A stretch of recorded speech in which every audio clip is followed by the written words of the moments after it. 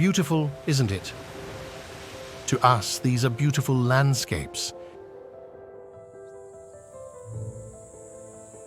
But to others, it is home, a place full of life and warmth, where species thrive and grow, creating a future for their own kind, from larger mammals to the smallest of insects. But there is a larger issue at hand hidden behind these breathtaking views. This was a home once.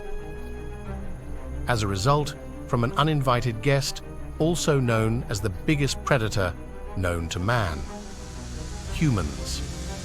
Approximately 30,000 species per year are removed from the face of the Earth, sent into extinction. Imagine if we reverse the roles.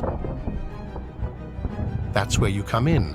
Like there are people who are willing to destroy these habitats, there are others who are destined to save them. People and businesses who replant life to what was taken by force.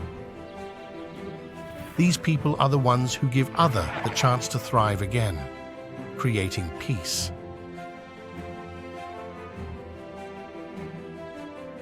Time is running out, but it's never too late to start.